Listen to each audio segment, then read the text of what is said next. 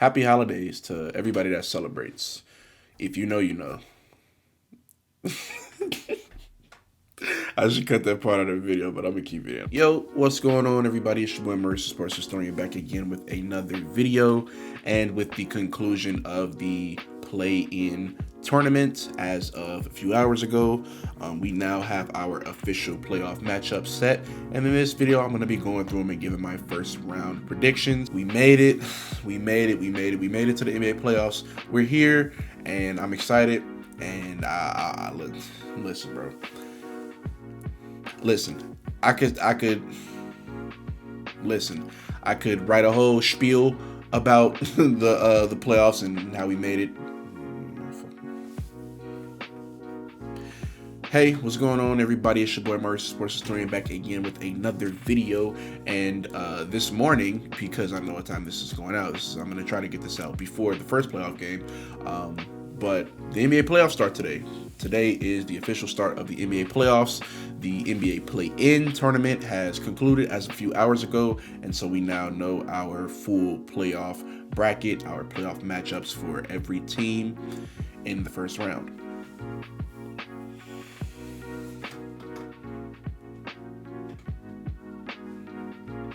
Before we get started though, if you guys enjoy sports content or content similar in nature to this, please make sure you leave a like as well as subscribe and hit the notification bell so that you get notified every time I post a video. Without further ado, let's get these predictions. Starting off on the Western Conference side, we have the 1-seeded Thunder going up against the 8-seeded Pelicans. Unfortunately for the Pelicans, Zion got hurt during the play-in game and won't be reevaluated for another 2 weeks. So that leaves them undermanned against a very, very ready, very competitive Thunder team. I think that this team is a 1 seed for a reason, and I don't see them losing to an 8-seeded team, especially the Pelicans without Zion. Next up is a rematch of the Western Conference Finals from last year with the 2-seeded Nuggets going up against the 7-seeded Lakers. This is also another Western Conference series that I am predicting to be lopsided. I just don't think that the Lakers have done anything to show me that they're in the same caliber of team as the Nuggets. They're simply not. And I think that we're going to see a repeat of last year, being the Nuggets spanking that ass and, disposing of them very quickly. So for this matchup, I am taking Nuggets in 5. Next up, we have the 3-seeded Minnesota Timberwolves up against the 6-seeded Phoenix Suns, in which is probably going to be one of the most interesting first round matchups just to watch in general, definitely of this Western Conference. Ooh, actually, I take that back, because the next matchup we're going to talk about is probably the one I'm going to spend the most amount of time on, because it is the most interesting. But when it comes to Wolves and the Suns, the Wolves are clearly a superior team, but they've been getting their ass handed to them by the Suns this entire season. I don't think they picked up a single win against them, which is troubling, but as previous years have shown, winning a season series is not necessarily indicative of that translating into the playoffs. I would know, I'm a Bulls fan, and I've swept a season series against a specific team multiple times, and it definitely did not end up translating into the playoffs. As far as my predictions for this series go, I think it'll be the longest series of this Western Conference first round. I'd like to see if Ant is able to, lead his team up against an opponent where they aren't necessarily favored over, but they aren't, the underdog either. But this Suns team has had a lot of questions in the fourth quarter all season, and rightfully so, because they have been a terrible fourth quarter team. But I think that this time around, when it comes to, the Timberwolves not being able to win against the Suns in the regular season, I think it is a bit of a matchup problem, and the better that the Suns exploit that matchup problem, I think the more chance that they'll give themselves in this series. That being said, my prediction is the Timberwolves in 7 games. Next up on the Western Conference side, we have what is easily the most anticipated first round matchup on the Western Conference side. We have the 4-seeded Clippers going up against the 5-seeded Mavericks. This is the third time in 4 years that these teams have matched up in the playoffs. The previous 2 times, the Clippers got the better of the Mavericks. However, this time's a little different for both teams, actually. This time we have the additions of Russell Westbrook and James Harden. Mavericks also have some roster changes of their own, adding a Kyrie and completely retooling their roster at the trade deadline for the benefit of them, because since then they've been fantastic. To me, I think that in the past with Luka, essentially being by himself, he would always get off to hot starts, but then cool off as the third and fourth quarters came around. He doesn't have to necessarily get off to those extremely hot starts anymore because he has a Kyrie Irving that's paired with him. And, to their credit, they've looked very rock solid as a duo ever since the trade deadline, ever since his team's roster drastically improved. All things considered, I think that this is going to be an extremely, extremely competitive series. As long as Kawhi Leonard plays, he hasn't stepped on a court in like a few weeks, which is troubling. He most recently accepted, the invite to play for Team USA in the Olympics, which is cool. But it's also weird because Clippers coaches have said that he hasn't ramped up. He hasn't, done any contract training on his knee. They also said that he got injections in his knee as a precautionary tale. Don't know what that means, but if we're seeing this version of the Clippers team, perhaps for the final time, and it's without Kawhi Leonard available in the playoffs again, it'll be a extremely, extremely bitter ending to what could have been one of the most memorable duos of this decade. All things considered, I'm going with the Mavericks in 6 games. Moving over to the Eastern Conference side of things, we have the 1-seeded Celtics going up against the 8-seeded Heat. Yes, the Heat have done it once again. They're an 8 seed, which means that they're going to go on another crazy Eastern Conference, revenge tour, slicing through everybody, slicing through 1 seeds, 2 seeds, no matter. They're not doing that. I'm not gonna lie. Some gotta shake with the Celtics, bro. I'm not necessarily rooting for the Celtics. I'm a Jason Tatum fan, so I want to see my boy get a ring. But when it comes to this team, some gotta shake. This Heat team, they don't have Jimmy Butler. Jimmy Butler is injured. He has a serious MCL injury, and he will likely miss this entire first round. The 1-seeded Celtics, the only 60-win team in the league this season, yes, I'm taking them in 4 games. And I'm gonna go a step further. Spoiler alert, my pick to win the NBA championship is the Boston Celtics. Caveat to that, if the Celtics drop a single game to the Miami Heat without Jimmy Butler, I'm officially switching my pick to the Nuggets to win the NBA Finals. Moving on to this next matchup, we have the 2-seeded Knicks going up against the 7-seeded 76ers.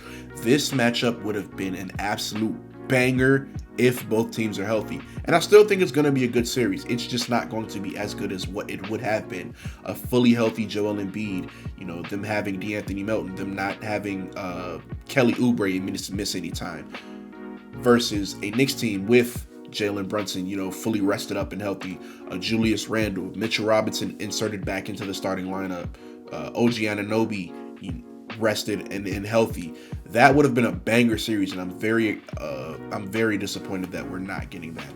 However, I still think that this will be a great series. Great basketball will be played during this series. There are a few questions, of course.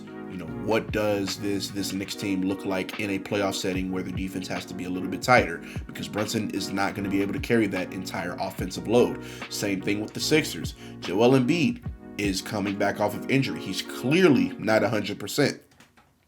How long do you have for Joel Embiid to ramp up? Do you have any time at all for Joel Embiid to ramp up? These are all questions that, These are all questions that I have just looking at the series. As from what we've seen from both teams so far, I'm a strong believer that this Knicks team is the closest thing to a contender outside of the Celtics in the Eastern Conference. Spoiler alert, I don't think that there are any other contenders in the Eastern Conference besides the Celtics. But what do I know? As far as my prediction for this series, give me the Knicks in a very competitive 6-game series. Moving on to what seemed like an inevitability from, the in-season tournament shenanigans and the shenanigans with Giannis and his career high ball getting stolen and whatever the fuck they was going on. We got the 3-seeded Milwaukee Bucks going up against the Pacers. Again, we have to talk about an injury during this series. This playoffs is really, really injury ridden, and I don't like it. I hope everybody gets healthy soon. But Giannis is more than likely going to miss game 1. We don't know his status for game 2 or anything beyond game 1. So the question is, how long does Damian Lillard have until, he's with the best player in the league? You know what I'm saying? How long is Damian Lillard going to have to be the best player on this team in the playoffs? So the question on everybody's mind is, how healthy is Giannis? Does Giannis come back for a game 1? Does he sit out game 1? It's the same situation as last year.